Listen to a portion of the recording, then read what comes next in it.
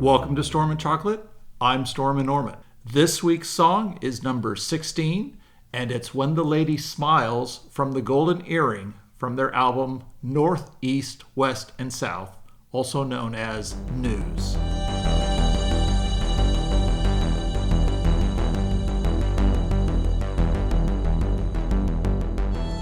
In the United States, pretty much everything that the band Golden Earring did was obscured by two peaks in their career. The first occurred in 1973 with the album Moontan and their hit Radar Love, and the second one occurred in 1982 with their album Cut and the massive single Twilight Zone.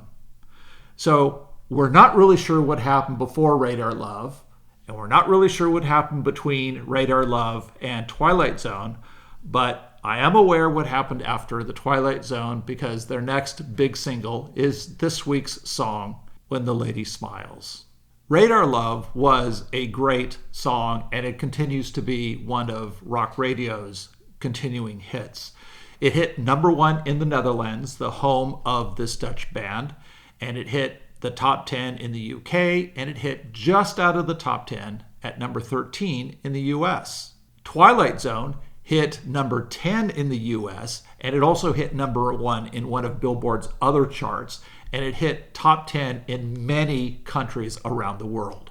The album Cut, which had the Twilight Zone, was the seventh album after Moontan, and Moontan was Golden Earring's ninth album. That means that N.E.W.S. was their 17th album overall. So being aware of the news, I got news on my mind. So being aware of the music business, Golden Earring had to have continued success at home in the Netherlands in between Moontan and Cut in order for their record company to continue supporting them. And they actually did have number one albums throughout that time. They had a couple of number ones, several top tens, and then one was just outside of the top 10. But as I said, they continued doing very well at home. I'm not sure anything really escaped the country until Twilight Zone hit in 1982. The single When the Lady Smiles was the fifth number one song by Golden Earring at home in the Netherlands. In the US, it only hit number 76 on the Hot 100 because of the video, which we'll get to soon, although it did hit number 9 in one of Billboard's other charts. So that said, the video is probably why I like the song so much. And I like it a whole lot. Being an American who spent 3 of his formative years in Europe, I have a greater understanding and appreciation for their freedom of expression as regards to sex and sexual expression in art. On the other hand, this country that we're currently in is mired in our Puritan heritage, and we have difficulty separating church and state, and at this point, I think we've all kind of given up. But enough of that, let's get to the sex. But first, let's talk about the song itself. The song has a simple A-B structure, although the choruses, the B's, are about twice as long word-wise as the verses. So the verses are short, the choruses are twice as long. The verses involve the protagonist's perhaps imagined signals coming from his crush, the lady in question. And to quote another song, like every little thing she does is magic, every sign that she gives is interpreted as perhaps another green light in his mind. So this is the same thing that happens during a crush before there's contact between the participants. Everything is in your head, and your mind and maybe your heart are making it real. And I'm speaking from experience along those lines. The chorus is relaying a plan of action, as we can hear here.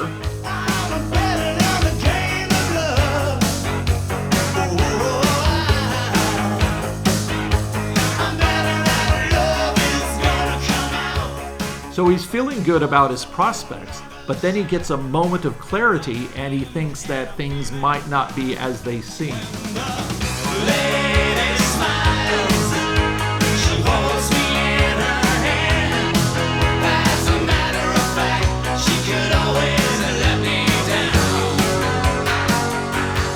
But on the other hand, When he sees that smile, he throws caution to the wind.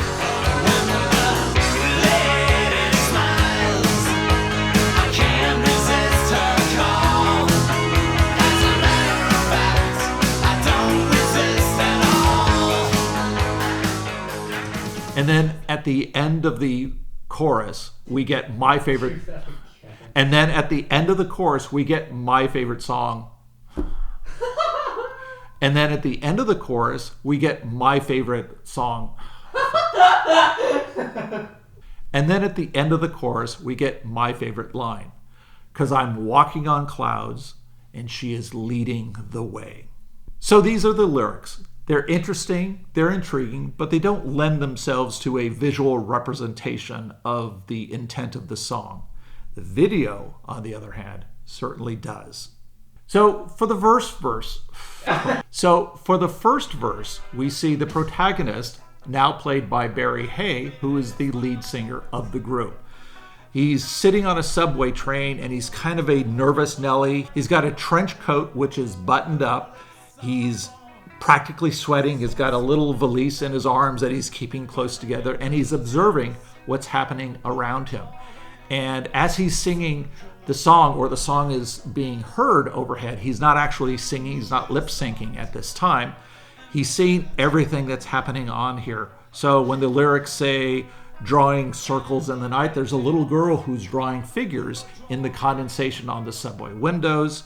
He's seeing a girl across from him who's smoking a cigarette. When he says her lips are soft and sensual. So there's a lot of cues inside the video that are following the lyrics. And at one point, a girl in stocking legs, all you see are her knees, but she crosses her legs and her boyfriend puts his hand on her knee. And then he, tries to get some air into his throat. And then when the lyric comes up that says, I love it, yeah, I love it, he's turned outside the window to get away from all of these disturbing images, and he sings directly into the camera. So the camera has moved over here, and he says, I love it, I really love it. And then he comes back in, and he sees one of the characters that's in the subway train there's a nun who's standing at the end by the doors. And as he's looking at her, she changes from an ordinary looking nun to a more beautiful woman, and that's the woman of his dreams. And immediately he stands up, and this is going into the first chorus, and there's banging and drumming that's going on, and then he pulls the emergency handle, and then everybody goes forward as the train comes to an emergency stop, and he's the only one that hasn't lost his balance, and people are tumbled around on the floor, and he starts stepping over them, going towards this nun who has the face, because she's in a habit of this beautiful woman, this woman of his dreams. And then as he gets closer to her, because he started about half a car away, she looks up and she looks into his eyes and she sees that he's mad. And at this point, he kind of forces himself on her because he's gotten those signals. And then we cut to some scenes where there's this beautiful angel who is the woman, this beautiful redhead, who's opening her arms and beckoning him on, and he comes on towards her, gets into his brace, and they kiss. And then at the end of the chorus, reality comes back in, and he opens his eyes wide, and it's no longer the beautiful redhead, it's the nun again, and he's just committed a terrible crime. So at the beginning of the second verse, the people have pulled him off and they're banging him down through here, and he finally falls down to the ground. He looks up to the feet of somebody in front of him, and he looks up and there's a guy in a pipe, and he hands him a business card. He's actually a psychiatrist. Now, there's a couple funny things about his business card that I noticed when I looked at it. The name of the doctor is Mr. Caesar. Doesn't have a first name, but ironically, he's played by the drummer. The drummer is Caesar Zeiderwick, so that's his name. The address of his office is in Massachusetts, so we're trying to assume that the subway train is in the United States somewhere, although it seems very European from an American's perspective. So that's funny. The name of the street that the doctor's office is Orwell Road with no spaces in it, which is, let's say that's just a typo, but the Orwell is, I think, what we're supposed to get out of that. And then he's got a phone number, and the phone number has a fake area code. It's 200, and 200 was not an area code in the U.S. because you had a non-zero digit at the beginning and a non-zero digit at the end, and only the number in the middle could be a 0. It could be a 0 or a 1. And also, the phone number itself does not contain the fake numbers you have in the U.S. So in the U.S., in television, movies, books, and magazines, and all other media that people consume, you have to have 555-something, something, something as part of the phone number. So that goes to the operators, and there's no exchange that actually answers that. Actually, it might go to Time. We used to have Time in the U.S. What is Time Magazine? No, Time. You call popcorn, which was 797 or 767, 1, 2, 3, 4. So 767 anything. And it would go to the time at the beep. The time is 6:43 and 20 seconds. Beep. And then it would just repeat all the time. So that's how you got time, because you didn't have the internet. I did not even know that was a thing. Yeah, and that's when you knew when to launch the Apollo missions. Or when to set your clock to. Well, yeah, if you wanted to be anal about it. So after this interchange, we cut to the scene in the shrink's office. So our protagonist, Barry Hay, is on the sofa, and he's talking with the psychiatrist. And they're going through the lyrics back and forth. A fallen angel who has got you hypnotized is what the doctor says. And then, ironically, there's a window washer outside, and he's got a lyric. He sings, and that has always got you hypnotized. And the doctor goes, shh, you're not part of this conversation to him. So it's kind of funny, tongue-in-cheek. But then Barry, who's on the couch, says, but I love it. I really love it. And then at that point, the doctor's receptionist, this frumpy woman in her 40s, walks in, and she's returning a binder, puts it on a shelf at the other end of the doctor's office. And of course, this would never happen in a modern psychiatric session, but she puts it over there. And then Barry hears her, and he looks up at her, and then all of a sudden she turns around, and she's transformed into the beautiful redhead. And now he's getting the signals again. So he gets up, and he goes over, and he grabs her, and he's going, is this real? And she says, ah! And she runs out of the office. She goes down to the elevator, and he pursues her. And then, bad things happen from then on. So once he's been apprehended from this assault, the second one, he gets taken to court, and he comes before the judges. And the judges goes, okay, who's accusing him? And says, we are. And they point at him, and he goes, okay, you're going down. And so he gets sentenced, and apparently the sentence is to have some kind of, not necessarily a lobotomy, because that's not something that you're very functional after, but something that will take away this particular affliction that you have. This takes place in one of those old-time surgeries that has tiers and tiers of seating that goes up so lots of people can view it, because this is a very complicated surgery that the doctor's about to perform.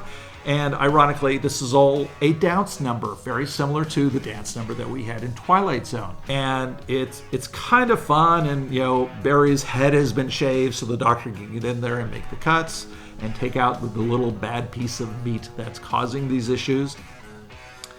And then, it's a success, and as the song fades out, we see the protagonist, our sad protagonist, now happier, more sedate, being wheeled in a wheelchair by the last Easter egg that I'm not going to reveal. But the link to the video is down in the description, and you can go see it for yourself. And I'll tell you, it's a lot of fun. So I have a confession to make. As you might have heard if you've been watching all of these videos, we're up to number 16 now, that I kind of have a thing for redheads. And the lady who smiles in this video is a very beautiful redhead by the name of Sandra Von Echten. So when she talks to our protagonist, it sounds like she's got a British/Scots accent, and I love me a United Kingdom accent in all the flavors. So she's beautiful, and she has a great speaking voice. Now, the problem is that I'm kind of walking a tightrope mentioning this because I love me a redhead. I asked a redhead to the prom in high school. I married a redhead. But this particular redhead looks a lot like my mother-in-law. But I have an excuse that I did not meet my wife and her mother for another 2 years after this video came out. So I think I'm in the clear. So that's it for When the Lady Smiles from the album North, East, West, and South from the group Golden Earring. Next time, we'll go through A Circle of Steel as we listen to one of Gordon Lightfoot's greatest folk songs. We'll see you then. Bye-bye.